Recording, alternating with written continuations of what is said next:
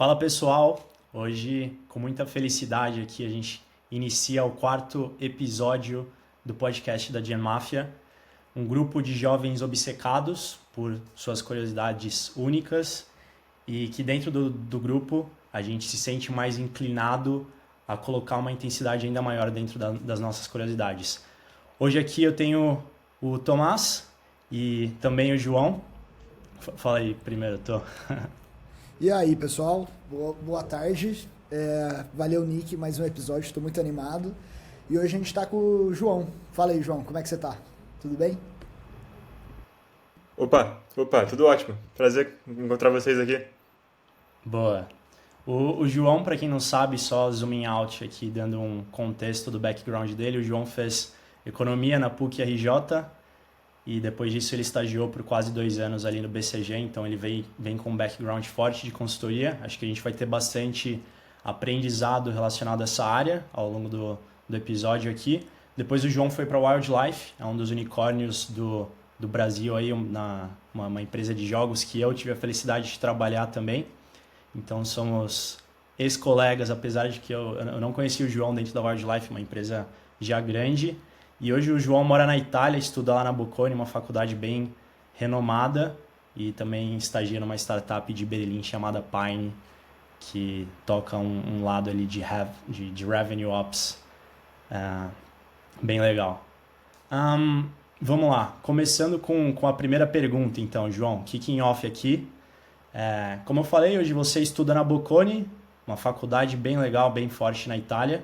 E zooming out um pouquinho aqui no seu passado, como que você chegou aonde você está hoje e mais especificamente, qual que foi o primeiro momento que você entendeu que você queria empreender em algum ponto da sua vida?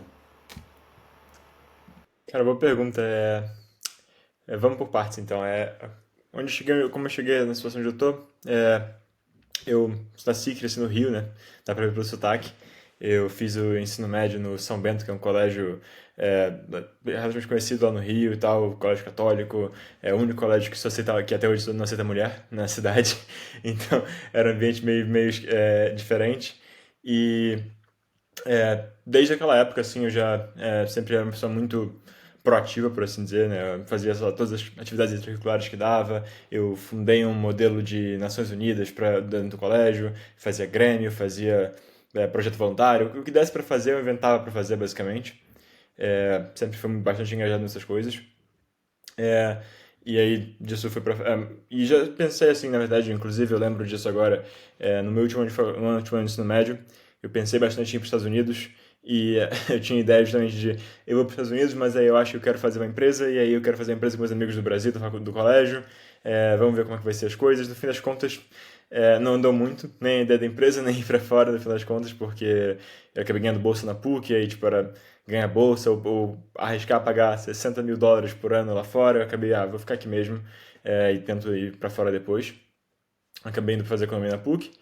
E foi um momento assim, de descoberta um pouco na PUC, porque na época, no ensino médio, assim, da faculdade, eu ainda tinha muito a ideia de vou ganhar dinheiro no mercado financeiro, vou viver uma vida confortável e depois eu vejo o que eu faço. Né? Eu participei um pouco disso dentro da PUC, aprendi um pouco sobre o mercado financeiro e percebi que não era muito algo que eu me divertia tanto fazendo. É, isso assim por 2 anos, mais ou menos metade do curso. Comecei a olhar outras carreiras e tal. Foi quando eu descobri consultoria e acabei, assim, meio que descobri mesmo e comecei a pesquisar sobre, achei interessante. E aí foi um processo super maneiro, na real, porque eu apliquei na época para o BCG. A McKinsey não podia ainda, que tipo, tinha um limite de idade, se não me engano, que ainda não podia. Eu apliquei para o BCG e foi muito maneiro porque eu não fazia, mais ou menos só para ver como é que era, sem ter nenhuma noção muito de como é o processo e tal, vamos ver como é que é. Eu dei sorte de passar a primeira etapa, a parte de, como é que chama, de meio que um GMATzinho, né? Um mini GMAT. E quando eu passei essa primeira etapa, eles marcaram, chamaram a gente para ir para o Office. Eu cheguei lá e descobri que eram só 7 pessoas que tinham passado. Eu achei que era, tipo, sei lá, 50. Então eu fiquei muito surpreso que já tava lá. Eu falei, cara, então agora que eu já tô até aqui, eu tenho que levar isso a sério. E aí foram, sei lá, 2 ou 3 semanas, tipo, treinando case todo dia. Eu falei com todas as pessoas que eu conhecia que tinham alguma noção de consultoria. Um amigo meu que estava nos Estados Unidos, inclusive, ligava pra mim todo dia pra gente treinar. Então foi bem intensivo. Acabou que deu bastante certo, eu acabei entrando no BCG, isso em 2019. e trabalhei lá, assim, foram 6 meses, depois eu saí para fazer intercâmbio, teve Covid, um bando de problema no meio do caminho, voltei e fiquei 8 meses, acho que 7, 8 meses e tal, então, tipo, um pouco mais de um ano, se você somar as duas partes. Diferentes projetos, mas, assim, no início foi mais aqui no Rio, depois, quando eu voltei da pandemia, foi espalhado pelo Brasil. Mas nessa época também, acho que durante a pandemia, que eu comecei a pensar em outros projetos e tal. Eu sempre gostei muito de educação, desde essa época do ensino médio, quando eu tinha essa ideia de empreender com meus amigos, era sobre educação também. E eu vi que muita coisa estava acontecendo durante a pandemia, muita coisa mudando. Comecei a olhar outras áreas, tipo Venture Capital, por exemplo, e o que eu percebi, mais ou menos, era que se eu quisesse entrar em uma coisa de tech, uma coisa de Venture Capital, eu precisava ter algum tipo de background em startup primeiro, né? E daí, nesse meio termo, um amigo meu que estava na Life me chamou também para fazer o processo, e todas as coisas foram embora. Eu falei, assim, acho que é uma opção boa que eu tenho agora, entrar na Life, aprender um pouco sobre tech, como funciona, e quem sabe no futuro entrar em VC ou o que vier na telha no futuro. Era mais ou menos essa lógica. Daí eu entrei na Life, foi o quê? 2021, metade de 2021, totalmente remoto. Trabalhei lá por um ano, mais ou menos, e como era totalmente remoto, eu aproveitei para me divertir bastante, né? Eu tinha possibilidade de fazer trabalho onde eu quisesse, ficar um tempo no Rio, às vezes ia para São Paulo, às vezes eu viajava, e nessa eu lembro que estava comigo meu um dia, falando do trabalho, porque assim, a gente estava na faculdade ainda, meus amigos, todos, quase eles fizeram direito, então era um ano mais de faculdade, e eu tava falando, agora eu já tô aqui trabalhando full time na Life e tal, é remoto, tranquilo, e um amigo meu me perguntou, cara, o que que te impede agora de passar um mês na Europa? Sei que você quer muito ir, que você ficou puto, que você teve que voltar do intercâmbio cedo, o que que te impede? E eu percebi, realmente nada me impedindo, né? Então, naquele mesmo dia, né, eu cheguei em casa, resolvi comprar uma passagem para Itália só de ida, é, porque eu nunca tinha conhecido o país, queria ver mais como é que era. Comprei, fui, curti pra caramba, tipo, foi uma das melhores viagens que eu já fiz. Fiquei um mês aqui, um mês lá, morando em Roma, no Airbnb, trabalhando de tarde, de noite, de dia, viajando, conhecendo a cidade, viajando para outras cidades no fim de semana. Super maneiro. E quando eu voltei, eu fiquei, cara, eu gostei muito desse lifestyle aqui, gostei muito da experiência de vida na Europa, eu acho que eu quero mudar pra cá. E apliquei para algumas faculdades. Acabou que foi justamente na Bocconi, aqui na Itália, que eu resolvi entrar. Em parte por questão também de gostar muito do país e tal, mas também porque me ofereceram bolsa, então o útil e agradável. E tô aqui desde então na Bocconi, né? Entrando aqui na Europa, você consegue mais a estágio em vários lugares aqui. Ter o background do BCG me ajudou bastante, inclusive também nos estágios que eu consegui aqui. Trabalhei agora no verão em Berlim, na Pine, e estou aqui de volta, aqui em Milão até o fim do ano, até o fim do ano que vem. Boa. João, uma dúvida aqui, antes de entrar na segunda parte da pergunta que eu tinha falado sobre o motivo de você escolher o empreendedorismo, acho que seria legal comparar um pouquinho sua época de Wildlife e BCG. De um lado você tem uma consultoria ali que você tem que... Você não, na verdade você não consegue ter tanto feedback porque você acaba entregando os projetos e, enfim, demora. O feedback loop é maior, assim, em certo sentido. E, por outro, a Wildlife, que não é mais uma startup, já é uma empresa grande e consolidada no Brasil, mas que você consegue pôr em prática e também entender certinho. Fica essa dicotomia ali entre consultoria, que você só sugere alguma coisa, ou uma empresa, na verdade, que você realmente põe em prática e consegue entender o resultado do que você está fazendo. Como que você viu a comparação quando você entrou na Wildlife com o tempo que você ficou no BCG? Como que você viu assim, essa época da sua vida e qual das duas experiências você gostou mais? Cara, essa inclusive uma pergunta interessante que eu escrevi sobre isso, acho que foi minha carta da Bocconi de Motivation Letter, justamente sobre isso. Porque, na realidade, a maior diferença para mim foi uma questão de organização mesmo. Tipo, você pensar a empresa no ponto de vista de como ela se organiza e quão diferente que é você trabalhar numa empresa que está crescendo super rápido e nova, como é o caso da Life, em comparação com o BCG ou com as empresas com as quais eu trabalhava pelo BCG, né? E é muito interessante porque tem prós e contras, assim. Acho que, como todo tipo de organização, tem vários prós e contras. Eu lembro que no BCG, uma coisa que eu gostava muito era que eles tinham um esquema de feedback muito bem estruturado e não só de feedback, mas realmente de você conseguir tipo, acompanhar seu crescimento e habilidades e tudo mais, era tipo, muito, muito bem estruturado. E a Wildlife também tinha um esquema de feedback, mas por ser uma empresa mais nova e as coisas seriam muito mais fluidas, não era tanto assim. Estava no momento de aprendizado, acho, nesse sentido. Outra coisa também que era bem diferente era que na Wildlife você... às vezes existia, tipo, a empresa crescia muito rápido, então surge um departamento novo, muda o departamento, a pessoa foi de um para o outro, ou o departamento novo mudou a função e tal, você ficava um pouco perdido, não tinha essa... como é que existe? Tipo, não era tão estruturado e tão organizado nesse sentido, como o BCG, obviamente, que nessa área. E, por outro lado, justamente você falou também, acho que você tinha muito mais agência e, tipo, ownership, como o pessoal fala, né? Numa empresa que você realmente precisa. Na Wildlife eu estava cuidando de campanha do Facebook e, na prática, eu entrei 1 mês e meio, 2 meses dentro da empresa. Os 2 caras que cuidavam de Facebook, de campanhas de Facebook, saíram.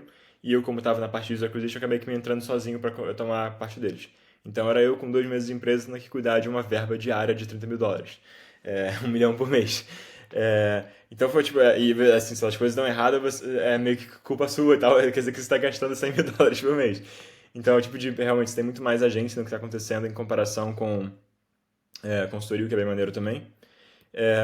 E uma coisa também, assim, acho difícil de comparar, porque eu tive no BCG a vantagem de fazer 6 meses presencial e na Wildlife eu só fiz online, tipo, remotamente o período todo, né? Eu acho que a Wildlife, em termos de trabalho online, estava bem preparada, assim, como empresa de tech, né? A gente tinha todo dia de manhã uma reunião que era só para bater o papo, para pessoas conhecer, para pelo menos não ficar tão puramente burocrático. Mas, por outro lado, assim, na parte presencial, eu lembro que era muito maneiro, tipo, eu trabalhando no BCG, participar dos team events, essa coisa toda era... E conhecer o pessoal também, assim, é inevitável, né? Quando você trabalha presencialmente com os outros, a experiência é muito mais legal, na realidade. Legal. Boa. Ô, João, uma dúvida que eu tenho com relação a isso que você trouxe de ex-BCG e essa, digamos assim, uma credencial que você vai estar sempre carregando na sua vida, é de ter trabalhado no BCG, sem dúvidas. A gente vê, eu sempre pego, por comparação, fundadores de empresas muito grandes, tipo o Sérgio Fúrio, que é fundador da Creditas, é ex-BCG. A Cris Junqueira, do Nubank, também é ex-BCG. O fundador da Swap, também de Banking as a Service, é ex-McKinsey. Então, você vê uma sequência de fundadores que passaram por consultoria, quase como um padrão. É difícil falar padrão, mas, de certa forma, tem algo ali. A minha dúvida vai um pouco com relação a isso. De credenciais. O quanto você acha que ter passado por um lugar que é worldwide famous, igual o BCG, te dá uma possibilidade de ter uma credencial que te dá step up e te acelera nas oportunidades que te abre. E ponto 2, como que você vê para o futuro credenciais? Você acha que essa onda de tech muito forte desde dos anos 2000, eu não vivi desde o começo, mas estudando assim, você vê que tem uma onda de tech muito forte. Você acha que, tendo trabalhado dos dois lados, consultoria e startup, daqui 20, 30 anos, a gente vai ter selos para tech que são tão fortes quanto um BCG, uma McKinsey, um IB no JP Morgan no futuro? Você acha que vai existir essa associação de valor entre consultoria, beleza, o cara é tão bom quanto ter trabalhado em uma startup X, então essa associação faz sentido? O que você acha com relação a esse ponto? Eu acho que a primeira coisa que você falou, credencial do BCG, tipo, realmente, eu acho que eu provavelmente consegui minha bolsa na Bocconi em parte por causa disso, e provavelmente consegui meu estágio, né, em parte por causa disso, porque o pessoal realmente olha o credencial de BCG, McKinsey, etc., e automaticamente já assume que a pessoa é capacitada. Acho que é uma questão de sinalização, né? Tipo, obviamente você aprende pra caramba e aprende um jeito de pensar bem específico que é muito útil em certas profissões, mas acho que antes de tudo a razão porque as pessoas que é tão importante é a sinalização. Se você passou no processo do BCG é porque você foi testado por uma empresa que tem 50 anos de prática em aprimorar o processo de como testar para pegar as melhores pessoas, então eles sabem que você já está qualificado, por assim dizer. Eu acho que funciona aqui na Europa, o pessoal da faculdade mesmo que fala comigo, você foi pro BCG e tal, como é que foi e tal, é muito bom estar uma empresa reconhecida nesse sentido. Agora, a questão de credencial é super interessante também, porque eu fiz um pouco de hiring na Pine, né? E uma coisa que a gente fala, uma das coisas que a gente procurou era justamente back-end developer. E para isso, a gente obviamente procurou nas empresas de Big Tech e tal. E eu lembro de falar com um dos founders e ele falou, cara, honestamente, eu não gosto de pegar gente do Facebook, não gosto de pegar gente do Google, porque inclusive, ele é ex-Google, na verdade, porque esse pessoal não tem o grind para startup. Eles não estão acostumados a trabalhar 10, 12 horas por dia, 60, 70 horas por semana. Eles estão acostumados a ter 1000 benefícios. Na prática, eu acho que não funciona bem na maioria dos casos. E a credencial que a gente buscava era basicamente em outras startups que eram bem reconhecidas no mercado, tipo a Moss, por exemplo, aqui na Alemanha, ou o próprio BCG. A gente acabou, no fim das contas, para designer, pegando uma designer que era do Digital Ventures do BCG. E para back-end foi também um cara da Conto, então de startup também. Eu acho que credenciais certamente vão continuar existindo, mas eu acho que essa questão acho que tech, no mundo geral, esse universo de tech, ele tem uma visão, ele tem um viés muito anti-establishment, nesse sentido, né?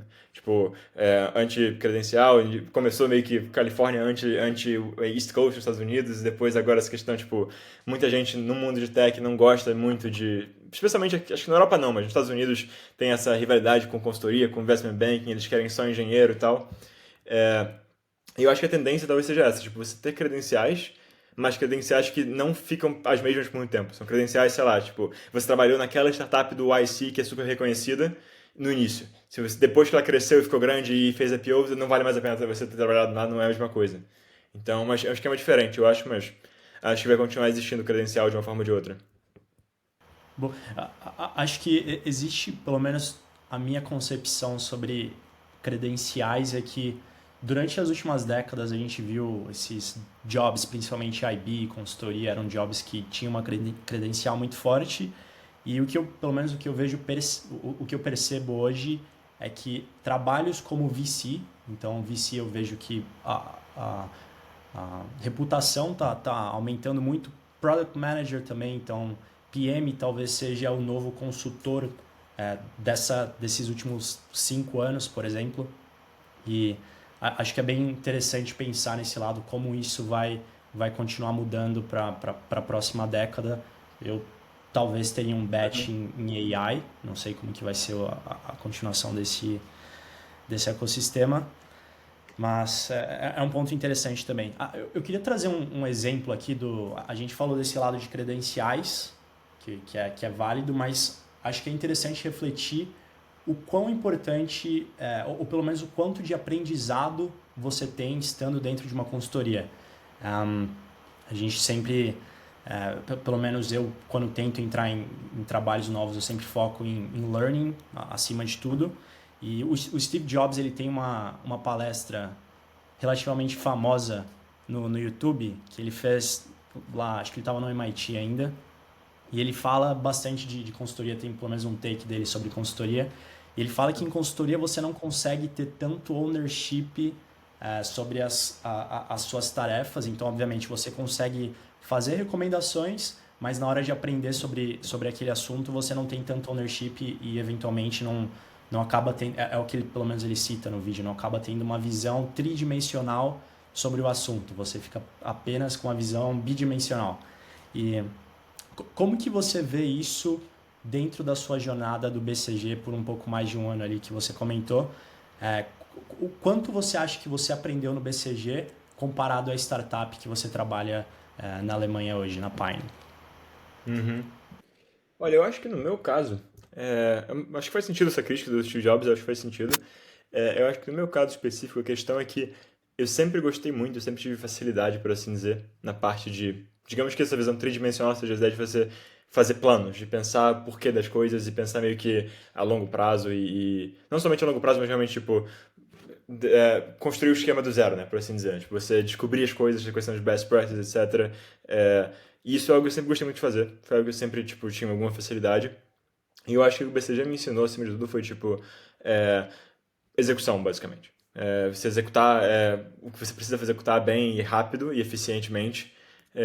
Que eu acho que na prática não adianta você fazer, e eu tinha esse defeito, inclusive, tem um pouco de você fazer 1000 planos na sua cabeça, e na execução, na prática, as coisas não são, tipo, você não consegue cumprir o mesmo ritmo.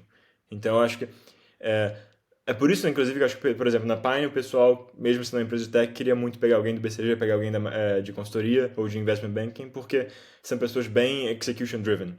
E a gente queria justamente pegar alguém que fosse capaz de fazer essa execução boa e rápida e eficiente. É, porque o planejamento, na prática, quem vai fazer, na maioria dos casos, obviamente, eu fiz bastante, inclusive, na Pine, eu participei e eu gosto muito dessa parte, mas, no geral, essa é a função do CEO, do CFO, dos fundadores e tal, e eles querem contratar gente que seja capaz de executar o que eles estão planejando também. Então acho que depende, assim, acho que para fundar, eu acho que assim, saber execução é muito importante, primeiro porque no início tá só você e o seu co-founder, o que seja, então você tem que executar de uma forma ou de outra, e eventualmente também você precisa saber o que é executável e o que não é. Né? Eu fico brincando com um amigo meu que fez estágio agora em Product Management, e não, a gente tem o mesmo problema que, tipo, a gente quer fazer alguma coisa e a gente não sabe o que os engenheiros estão fazendo. Tipo, no sentido mais de programação, não sabe se é fácil, se é difícil, quanto tempo demora, quanto tempo não demora. Então, tipo, entender bem como é que a execução funciona, eu acho que é fundamental para poder planejar as coisas também. Nesse sentido, eu acho bastante útil toda a experiência de consultoria e tal. Além de que, de certa forma, assim, ensina você essa ideia de structured thinking. É, eu acho que assim, existe, não pode ser um dogma, a gente pode só viver, trabalhar somente com structured thinking, porque realmente é um pouco bidimensional. Mas uma vez que você delimita o problema que você quer atacar, eu acho que é uma ferramenta muito poderosa de você resolver o problema, uma vez que você está delimitado. Boa, show. Acho que eu tenho um pouco desse,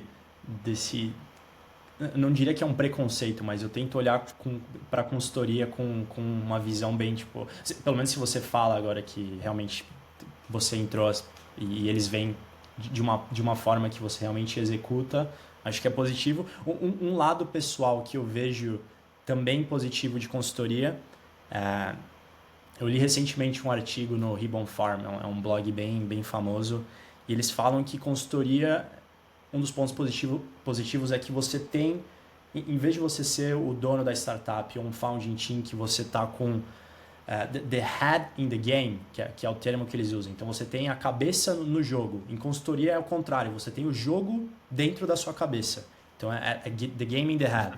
E acho que um dos benefícios disso, pelo menos a minha visão, e acho que seria legal entender de você se realmente acontece, é que é mais fácil você entender como os competidores daquele cenário eles se portam.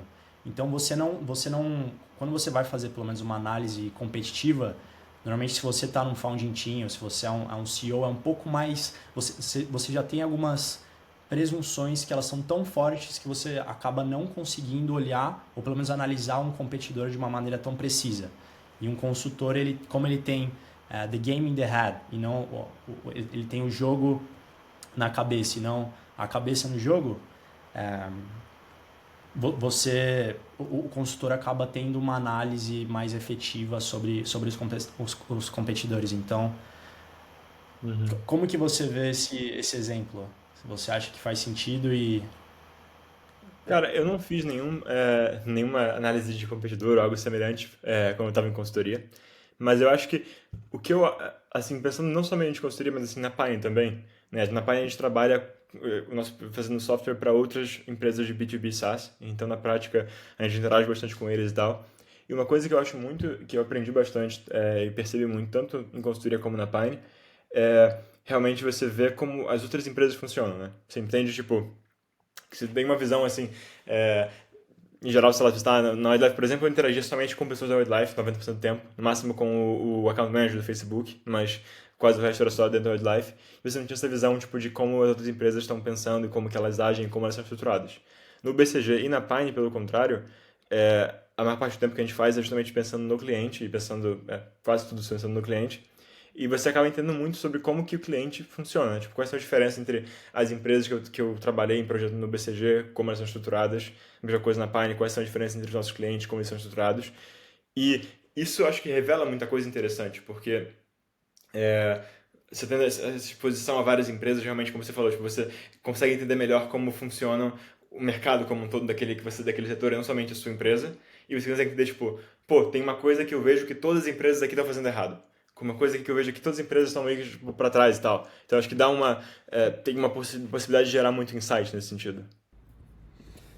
Ô, João, uma dúvida que eu tenho de curiosidade para você e para o Nick, na verdade. O quanto o ecossistema europeu te dá aquele push a mais, assim, de, cara, querer mais ou de... O quão diferente ele do Brasil, da América Latina como um todo, a ponto de te dar uma perspectiva muito única com relação ao mercado. Porque eu, por exemplo, vou dar o meu exemplo. Eu, honestamente, não tenho muita vontade de sair ou empreender fora do Brasil, porque eu me sinto confortável em um país onde eu cresci e onde vai ser muito mais fácil de eu conseguir estruturar um problema e resolvê-lo, porque eu entendo todas, é difícil falar, mas eu entendo muito sobre a cultura, eu sei o que é uma nota fiscal, eu sei o que é Pix, eu sei a complexidade de imposto, não que eu saiba detalhadamente, mas eu entendo culturalmente o mercado, as pessoas e etc. Eu acho que esse é um bom leverage. Você e o Nick estão em um ecossistema, digamos assim, bem diferente. Vocês optaram pela decisão de estar fora, morar fora e emergir em uma cultura europeia. O quanto vocês acham que é diferente, em termos de pessoas que vocês estão próximos? Vocês sentem que as pessoas são muito diferentes trabalhando? Vocês trabalharam com europeus e com brasileiros, então realmente tenho muita curiosidade de saber se o nível de obsessão é diferente, se o jeito de trabalhar é diferente. E dois, tanto para você quanto para o Nick, vocês têm a vontade de voltar para o Brasil para empreender? Ou uma vez na Europa, vocês sentem que, cara, aqui é um lugar melhor para empreender, digamos assim? E se sim, por quê? Porque se a resposta for sim, a minha cabeça, cara, é muito mais difícil. Você é um estrangeiro, é difícil você entender um alemão, não sei.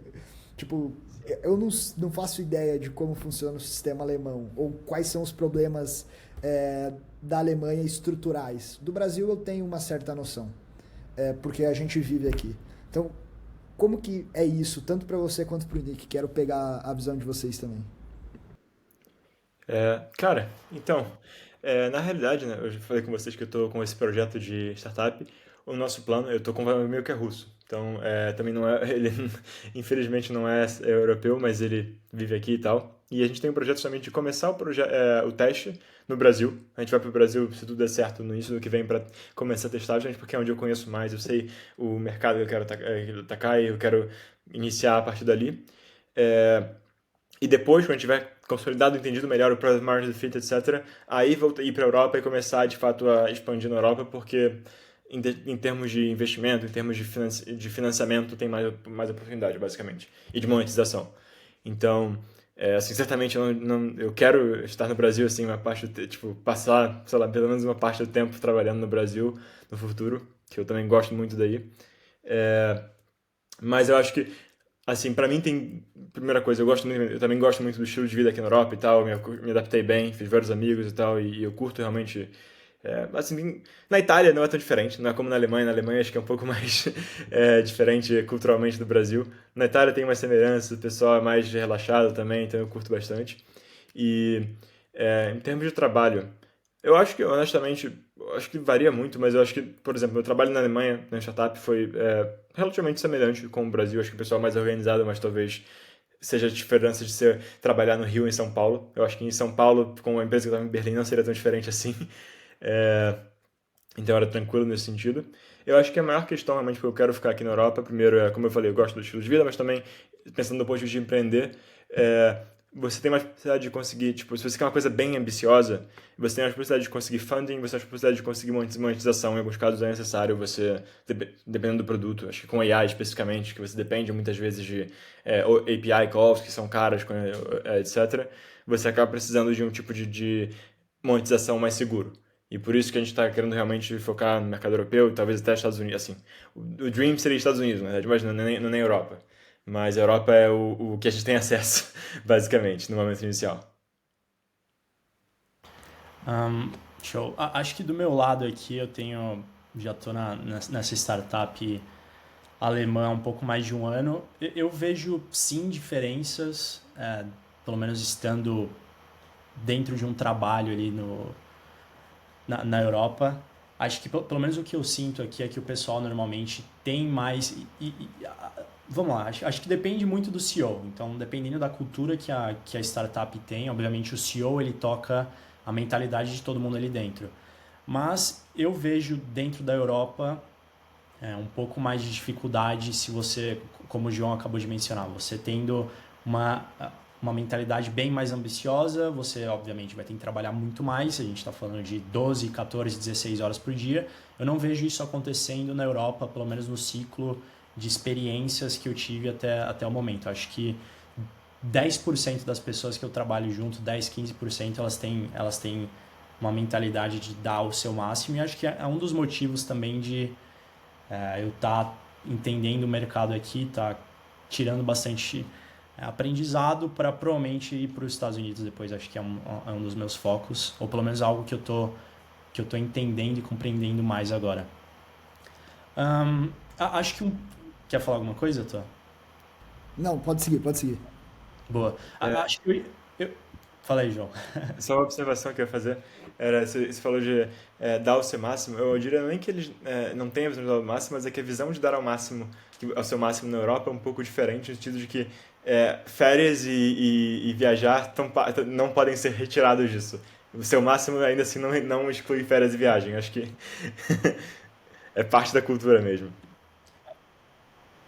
Ótimo ponto. Acho que eles têm essa, pelo menos o que eu sinto, tem essa influência daquela cultura 9 a 5 que você trabalha ali no horário regrado e chega de noite você vai focar na sua família, você vai focar no seu lazer e, obviamente, por isso que o lifestyle europeu, assim, ele tem mais tranquilidade, mas acho que a partir do momento que você tem a ambição de criar algo muito grande, você tem que abrir mão de certas coisas por um período da sua vida e felizmente acho que o trabalhar à noite provavelmente você vai ter que abrir mão também, que é algo que eu não vejo os europeus tão sucintos a isso.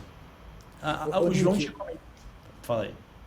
não, só um ponto rapidinho antes de devolver para você aí, com relação a esse ponto. Eu li essa semana, até escrevi sobre isso na minha newsletter, sobre realidade ser maleável, que é no sentido de as pessoas quando elas querem construir algo muito grande, elas pegam o que é real e elas criam uma versão ilógica sobre a realidade que elas acreditam que deveria ser a realidade.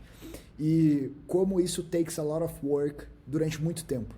Então, acho que desse ponto dentro do cenário europeu de trabalho, eu nunca trabalhei com gente europeia, então eu não sei defender ou não defender esse ponto, mas o meu sentimento é que eles se sentem muito bem com a realidade que eles têm. Então, sei lá, de maneira geral, é seguro, é tranquilo, você trabalhando das 9 às 5 você ganha bem, então a realidade ali faz sentido.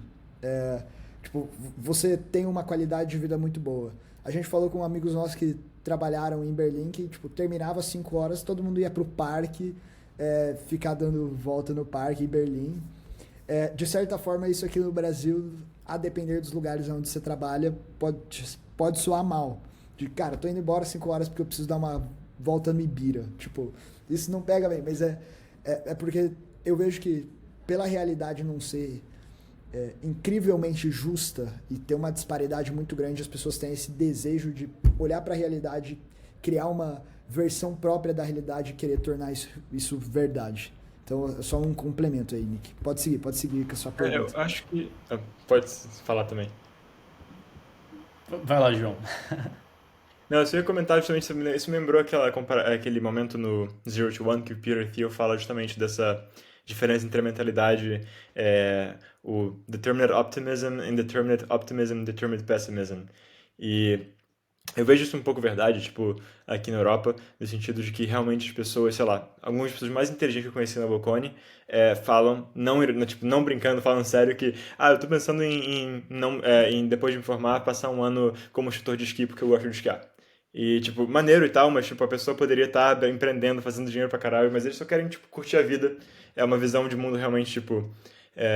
como você falou, acho que eles não têm essa visão de realmente malear, a maioria, né? De malear a realidade, de buscar deixar um impacto tão grande assim. Eu acho que você, assim, pensando mais filosoficamente, você está num lugar que tem de 2000 anos de história atrás de você, você acaba pensando que vale a pena só aproveitar, beleza, o Dolce Vita, Dolce Far Niente, como fala aqui na Itália, e em vez de realmente buscar fazer uma coisa, tipo, que vai deixar um impacto para daqui a 2000 anos. Acho que o pessoal tem mais essa visão nos Estados Unidos, no Brasil e tal, do que aqui. Show de bola. Você tinha mencionado alguns minutos atrás aqui, João, sua ideia que você está criando, falou um pouquinho do mercado brasileiro. Acho que seria legal trazer e falar um pouquinho o que você planeja fazer aí para os próximos meses, o que você tem na cabeça. E você também citou o Peter Thiel, como que você está usando os aprendizados do Peter Thiel. Pelo menos eu gosto muito do Peter Thiel e admiro muito ele por um lado específico, que eu acho que o Peter Thiel é um cara que tem um senso muito alto de BS detector ali. Então o cara, ele sabe sentir quando você está bluffing e por consequência ele acaba entendendo muito bem quem são os talentos que aparecem na frente dele. Então vários aprendizados e seria legal também trazer como que você usa talvez um mental model ou qualquer coisa, alguma coisa que você aprendeu com o Peter Thiel na fundação da sua nova startup aí. Então conta pra gente um pouquinho a história e tenta conectar. Cara, é, tem um blogger de São Francisco chamado Scott Alexander, não sei se vocês já ouviram falar. Ele tem uns artigos sobre, tipo, Bay Area Culture, basicamente, mais ou menos crítica cultural e tal. Mas ele tem uma série de artigos muito bons, que é, tipo, Every Bay Area House Party. São, tipo, 4 ou 5 artigos diferentes que ele faz, às vezes, tipo, narrando de ponto de vista de alguém que foi pra uma house party na Bay Area, tipo, as coisas esquisitas que acontecem lá, né? E eu lembro que o primeiro ou o segundo deles tem essa punchline, que toda hora o cara tá na festa, ele encontra alguém com uma ideia que parece completamente absurda e, tipo, obviamente, como é uma história meio que engraçada, ele exagera até, são ideias que não fazem nenhum sentido, sempre termina a pessoa contando a ideia, ele fala, como você conseguiu dinheiro pra isso? Você fala, com Peter Thiel, obviamente. E a ideia é mais ou menos que, tipo, sim, realmente ele até que é muito bullshit, mas eu acho que também ele é a pessoa que tá mais disposta a apostar em coisas que não diria que bullshit, mas que parecem muito irrealistas. No sentido de que ele tá se aquilo faz algum sentido lógico, mesmo que ninguém mais reconheça, é aquela de ser tipo, ultra contrarian e tal, ele vai ser a pessoa que vai estar tipo, backing você nesse sentido, e que eu acho muito maneiro. Porque eu acho que na prática, assim, pegando aqui um pouco da experiência na Itália, eu acho que a minha história favorita da Itália que eu aprendi quando eu estava aqui é que quando foram construir a Catedral de Florença, aqui há 600 anos atrás, né, eles construíram a catedral inteira e deixaram um espaço no meio para a cúpula. Porque ninguém sabia como fazer uma cúpula ainda. Eles sabiam que existia uma cúpula maior, uma cúpula em Roma do Panteão, que existia há 2000 anos. Ninguém sabia como construir uma cúpula ainda que não tinha uma arquitetura para isso, a física, o que seja. Mas eles falaram, bem, se conseguiram fazer em Roma, a gente vai conseguir fazer aqui e vamos fazer ainda por cima, deixar 2 centímetros maior do que a de Roma. Então eles construíram a catedral inteira com um espaço para isso. Passaram 100 anos e veio o Brunelleschi, o arquiteto, e foi lá e falou, eu sei como fazer, conseguiu fazer a cúpula, maior do que a de Roma. E até hoje é o maior domo, acho que é o maior domo do, tipo, não ser de metal do mundo, uma coisa assim. Então, eu acho que, tipo, eu gosto muito desse tipo de perspectiva, de você conseguir realmente, tipo, tentar fazer o impossível, tentar fazer uma coisa bem diferente. E em relação ao Theo, assim, eu não diria que minha ideia no momento definitivamente não é ambiciosa dessa forma, embora eu tenha planos a longo prazo. Mas a primeira coisa que eu fiz quando eu comecei realmente a pensar que eu quero fazer uma startup, eu peguei o Zero to One que eu já tinha lido antes e eu, tipo, reli de novo todos os pontos que eu tinha sublinhado e tal, e ali as coisas, tipo, tem aquelas perguntas, tipo, quais são os 7 pontos principais para você ver se você tem uma possibilidade de fazer Monopoly Business. Eu fui um por um, ok, eu não tenho isso, mas eu acho que eu posso fazer isso para ter, eu não tenho isso ainda, isso aqui eu já tenho, é relativamente tranquilo. E pensar um por um também, eu acho que ajudou bastante. Eu acho que ele pensa nas coisas de uma forma muito, tipo, é aquela questão de você muito construindo as premissas do zero, mais ou menos, né? Tipo, ele não quer pegar um resultado pronto, ele quer realmente pensar as coisas, criar o próprio mental model, o que eu acho muito maneiro. E o que a gente quer fazer na prática, né? Tipo, falando um pouco, tipo, menos da questão teórica, mas na prática como isso se traduz é justamente, tipo, tentar criar, assim, como eu falei, eu gostei muito de educação, sempre trabalhei muito com educação. O que a gente quer fazer, assim, em termos de visão da empresa, é criar uma, pla- uma plataforma para se compartilhar e criar conhecimento. No sentido de que a gente existe já hoje em dia rede social e tipo 1000 redes sociais diferentes, mas todas elas eu sinto que são focadas em você perder seu tempo. E eu mesmo tenho esse problema. Eu lembro que eu estava falando com um amigo meu quando eu era criança, tipo, 14, não criança, pré-adolescente, 12, 13 anos.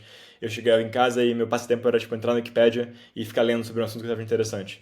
E hoje em dia, em vez disso, provavelmente eu vou ficar no Reels no Instagram. E a ideia é um pouco tentar criar algum tipo de plataforma que permita com que que consiga aliar o aspecto, tipo, o entertainment do que a gente está competindo com do TikTok, do YouTube, do Instagram, etc., com algo que permita você realmente, tipo, crescer como pessoa e produzir e virar e ter algum tipo de criatividade. Isso é uma visão assim, de longo prazo e eu acho que na prática executar essa visão é uma questão bem complicada e acho que depende inclusive de tecnologias que a gente não tem ainda, né? Tipo, pensando em VR, em AI um pouco mais aprofundado do que a gente tem hoje. Mas eu acho que tá no futuro e eu quero justamente tipo, já começar a usar AI em educação desde agora para quando esse momento chegar a gente já estar em condição de realmente produzir essa ideia no futuro. E não somente inclusive, receber conhecimento, receber esse tipo de interação, mas também produzir. Eu acho que uma das coisas que eu mais gosto do ChatGPT, por exemplo, eu sempre gostei muito de escrever, inclusive escrever ficção e tal, e coisas, etc. E eu, às vezes, vou no GPT e falo, pô, escreve um conto sobre um tema que se eu fosse escrever, eu provavelmente teria ideia na cabeça, eu colocaria notas do iPhone e nunca escreveria. Agora, pelo menos, eu tenho um draft, obviamente não é um draft perfeito como eu gostaria que fosse, mas eu consigo ir num draft em 30 segundos e ler aquilo e falar, pô, interessante a ideia, interessante aquilo, e aprofundar um pouco mais. Então, eu acho que, tipo, o futuro de toda, tipo, criação, de toda a expressão criativa da humanidade, eu acho, tá ligado com inteligência artificial, seja com Midjourney, criação de imagem. No futuro, imagino, a gente vai poder criar filmes, vai poder criar ópera, o que seja, música com AI. E eu acho super interessante, tipo, realmente imaginar como é que vai ser o futuro da expressão criativa humana a partir disso, né? E tentar se adiantar para ajudar isso a acontecer. Boa. Ô, João, uma curiosidade que eu tenho é como que foi esse processo de construção de tese? Foi um feeling próprio de falar, cara, hoje as pessoas gastam muito tempo inútil, digamos assim, de Instagram, TikTok, etc. A gente consegue fazer isso ser direcionado para entertaining e aprender ao mesmo tempo. Essa é uma hipótese de como pode ter surgido, mas a minha pergunta aqui é como que você foi construindo a sua tese em cima dessas hipóteses que você julgou ser verdadeira? É algo que você foi percebendo um a um com as pessoas ou você olhou sobre uma perspectiva zoom out do mundo e falou, cara, o mundo vai andar para as pessoas conseguirem aprender ao mesmo tempo que elas têm um entretenimento ali? Ou foi muito mais top, muito mais bottom to the top, tipo, cara, eu usaria isso, tal pessoa eu acho que usaria isso. Como que você se sente e vai ganhando confiança e pequenas evidências que a tese foi cada vez mais se solidificando na sua cabeça? Cara, então na realidade eu diria que foi um pouco dos dois, mas também nenhum dos dois muito, no sentido de que eu não sei se o mundo vai caminhar nessa direção, eu quero que ele caminhe nessa direção e eu quero tentar fazer com que isso influenciasse de alguma forma. Então foi mais ou menos essa lógica. E, assim, então a primeira coisa foi justamente, tipo, o que eu gostaria de fazer, uma coisa que realmente me animaria, que eu acho que seria uma missão interessante para mim, de trabalhar com, e é justamente essa questão de conhecimento, de inteligência, de criatividade, o que seja.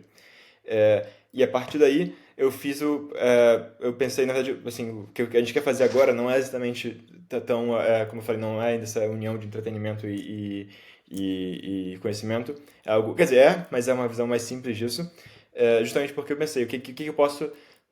Let's target a small market e get a monopoly, como diria o Peter Thiel, né, a edição básica. Quais são os possíveis mercados que eu consigo fazer para isso? Nossa ideia inicial, inclusive, minha ideia inicial, era fazer um aplicativo para estudantes que estariam fazendo homeschooling nos Estados Unidos. Porque o mercado está crescendo pra caramba e tal, e é um mercado muito ignorado por Big Tech, basicamente. E eu achei que faria sentido, e acho que ainda faz, na verdade, mas o problema é que, primeiro, é muito difícil você conseguir, de fato, acessar esse mercado, porque depende muito dos pais, e depende muito de convencer pais a comprarem uma coisa, e não é tão simples. E segundo, é nos Estados Unidos, então, se você não tiver acesso inicial ao mercado, fica difícil. E fora de lá não é tão relevante. E aí a gente pensou, e eu inclusive pensei em 3 hipóteses diferentes, que a ideia eram todas elas assim, tipo, coisas que estavam na minha vida particular, que eu acho que eu usaria, ou que eu gostaria, que eu me beneficiaria. Uma delas era tipo um app para ajudar criadores de podcast de conteúdo educacional, que eu ouço bastante e tal, de história, de filosofia e tal, e ajudar eles a produzir melhor. A segunda ideia era um app para ajudar a produzir ficção, tipo obras de ficção e contos, esse tipo de coisa. Também, como eu acabei de falar do GPT, eu acho que que seria muito interessante. E a terceira, que é provavelmente o que a gente está fazendo na prática, era criar um app que serve como um chatbot focado em tutor e ajudar você a estudar, e que já evoluiu bastante um pouco a nossa tese a partir disso, mas a inicial era essa, era um tutor com base em AI. Um chatbot que vai pegar, você dá para ele suas matérias, ele consegue criar um plano de estudos, consegue te ajudar a entender a matéria, fazer questão, esse tipo de coisa, né? E a gente tem essas 3 teses, basicamente a gente começou a validar quais são os prós e contras de cada, falamos com as pessoas, e assim, a ideia é mais ou menos que a visão de longo prazo, todas elas meio que caminhariam na mesma direção, que é essa ideia de você ter uma plataforma de conhecimento e criatividade, mas no curto prazo elas começam com um mercado inicial diferente e com estratégias diferentes de como conquistar esse mercado. A gente analisou essas diferentes ideias e viu o que fazia mais sentido, o que era mais fácil, e é o que a gente está tentando fazer, basicamente. E foi evoluindo depois disso, né? Tipo, a gente começou ok, vamos fazer um tutor aqui. Como que a gente consegue diferenciar um tutor que a gente quer construir de só abrir o ChatGPT e fazer uma pergunta para ele? O que a gente consegue colocar de especial ali? Qual o pain point que as pessoas têm em relação a isso? Um artigo que eu recomendo muito, só para finalizar, sobre isso, é um artigo do fundador do Slack. Ele lançou uma semana antes de lançar o Slack, que se chama We Don't Sell Saddles Here. Saddles, tipo, sela de cavalo. E o que ele fala justamente, tipo, quando começaram se não me engano, o argumento era algo no sentido de quando começaram a vender carros. Não era isso. Era isso é outra coisa. Que uma empresa de sela de cavalo não deveria vender selas, mas sim vender a experiência de cavalgar. E que o Slack não vende um chatting app for work, e sim uma experiência de ser mais produtivo no seu trabalho. E eu acho que é um pouco essa ideia. Tipo, a gente está querendo... Porque, sei lá, acho que na prática...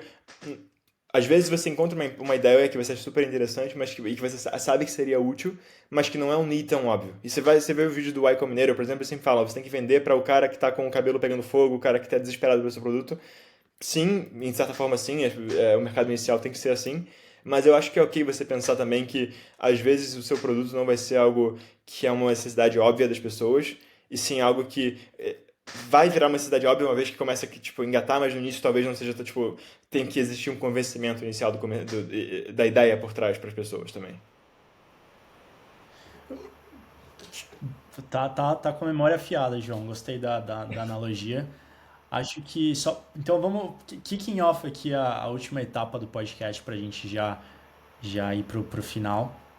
A gente estava falando, você citou então o Peter Thiel agora no final. Você também falou de small market to create a monopoly, que é algo que o Peter Thiel fala bastante, pelo menos no livro. E acho que outra pessoa que o Peter Thiel tem se inspirado e ficou mais famosa nesses últimos anos é o René Girard. Nome meio francês aqui complexo, mas basicamente Girard, exato. Ele tem essa teoria de mimetic theory.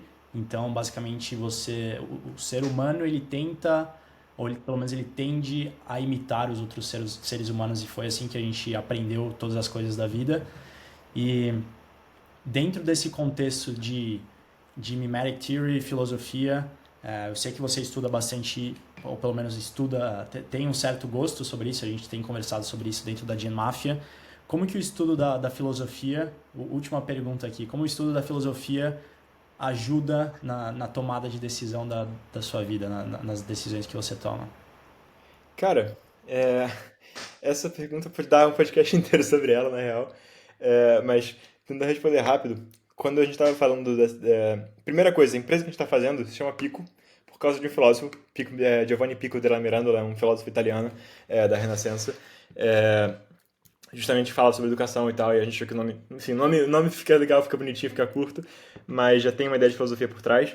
E, assim, toda ideia de empreender, se eu for pensar assim, um ponto de vista bem filosófico, ela, para mim, ela veio. Eu sempre tive, como eu falei, sempre tive um pouco de vontade, mas eu sempre também tive uma afinidade muito grande com filosofia, com esse mundo do pensamento, de ficar só. De tentar descobrir o mundo não somente na prática, mas também só tipo de pensar e de escrever, como eu falei, eu gosto muito de literatura. É, e foi, assim, uma das coisas que me deixou muito interessado em filosofia recentemente, sei lá, nos últimos 3 anos, por assim dizer, foi essa questão do conflito entre é, você tomar uma vida, como seria, uma vida prática e ativa e uma vida mais em busca do conforto, em busca de você viver mais para contemplar e basicamente, assim, a ideia seria basicamente em termos mais factíveis, né? Você escolher uma vida de conforto de classe média alta numa empresa que trabalha 9 to 5 e usar o seu tempo livre para você praticar alguma atividade, tipo como literatura, como te dá lazer, ou você de fato tentar fazer algo que vai modificar o mundo materialmente, né? Não somente na sua cabeça, mas modificar o mundo material. E eu acho que esse é um conflito que a filosofia em si não tem uma resposta definitiva para ele, mas eu aprofundei muito sobre isso. Eu li muito autores de ficção também. Um que eu gosto muito é o Hermann Hesse, que escreve, inclusive eu tenho um artigo sobre isso. Ele escreve esse livro chamado The Glass Bead Game, que se passa num futuro em que existe uma tecnologia, meio como se fosse uma AI, tipo uma tecnologia que permite unificar todo o conhecimento humano e reproduzir todo o conhecimento humano. E o impacto dessa tecnologia, ironicamente, é que ninguém produz nada novo. Todo mundo somente reproduz o que já existe no Glass Bead Game, não existe mais nenhuma inovação. É, e a partir disso ele desenvolve a história de um cara que vira o presidente da ordem do Glass Bead Game e decide sair porque vê que aquilo não está dando em nada. Justamente essa ideia de você viver num mundo puramente contemplativo, puramente especulativo, ou você de fato ir para o mundo real e tentar fazer uma coisa diferente. O que eu acho que, assim, essa foi a minha lição da filosofia, de certa forma, depois de ler bastante sobre, e ainda leio bastante sobre, na real, que, de certa forma, agir é mais importante, basicamente. E a filosofia ela serve como base para a ação, mas ela não deveria substituir a ação. Em relação ao jihad, especificamente, eu acho muito interessante também essa ideia da teoria mimética. É, eu não sei dizer se eu concordo, tipo, plenamente. Eu entendo que, inclusive, na verdade, não somente, eu entendo que ela é fundamental para a educação, especificamente. Inclusive, acho que essa ideia do que a gente está querendo colocar do Pico é muito baseada em teoria mimética, de você pensar que é, falam muito tipo, AI tutorship, etc., de você ensinar usando AI, e eu acho que o problema disso é que, basicamente, para mim, pelo menos, todas as experiências que eu aprendi de fato alguma coisa eram porque eu admirava quem estava me ensinando ou quem estava compartilhando conhecimento comigo. E eu acho difícil você desenvolver esse tipo de relação puramente com um robô, com um AI, com o que seja, dependendo do que você considerar que AI é, mas eu acho complicado você desenvolver isso. E a nossa ideia é justamente, ok, eu acho que é uma possibilidade enorme de aumentar o conhecimento, de produzir o conhecimento do mundo, mas tem que ser feito direito, tem que ser feito considerando essa questão de que as pessoas vão aprender não somente porque elas querem aprender, e sim porque existe um mimetismo aí, existe algum tipo de competição, algum tipo de admiração a quem está ensinando, e tentar utilizar a AI para facilitar esse tipo de relação, não somente para substituir esse tipo de relação. Então, uso essa filosofia assim, no dia a dia para pensar esse tipo de coisa, inclusive eu acho que uma coisa que me ajuda muito a planejar as coisas do Pico, tipo, em termos de planejamento mesmo, ser uma pessoa que gosta de escrever ficção, de escrever literatura e tal, porque você tem que, quando você está escrevendo um conto, um livro, não escrevi um livro, mas já pensei em vários, você tem que sempre pensar, ok, o plot vai ser assim, assado, isso acontece por causa disso e tal, e, de certa forma, pensar numa empresa é semelhante a isso, você tem que também pensar em todos os, quando você faz um planejamento de médio e longo prazo, existem várias coisas que vocês são relacionadas. O Paul Graham é um exemplo disso também, ele escreve pra caramba, ficção, não ficção, é artista, e eu acho que ele faz essa comparação entre makers, ele fala que artistas e developers são ambos makers, eu acho que, de certa forma, é verdade, eu acho que por isso mesmo, no geral, tipo, aprender mais, tipo, interagir mais com esse canon de literatura, com filosofia e tal, é algo que só vai enriquecer sua mente, vai deixar você mais capacitado para pensar sobre o mundo, e ideias surgem a partir disso, né? Show de bola. Acho que a gente já sabe o próximo tema aqui interno da Gen Mafia que a gente vai conversar, filosofia. Tô animado já. Mas acho que a Não, bora gente marcar um podcast toma. sobre isso, cara. Eu tenho muita coisa de filosofia. Cara, eu gosto muito também, pelo menos da parte religiosa, assim, a história da Christianity ali é algo que eu tô Uhum. começando a aprofundar um pouco mais agora.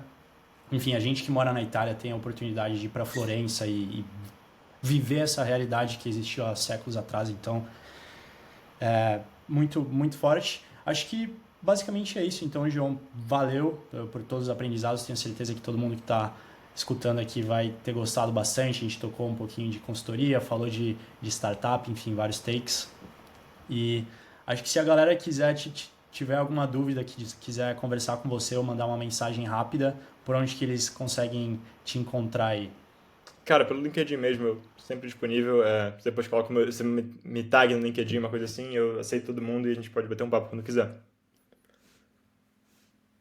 Show de bola. Então, valeu demais, pessoal. E a gente fecha aqui mais um podcast da Gen Mafia. E valeu a todos. Valeu! Obrigado, pessoal.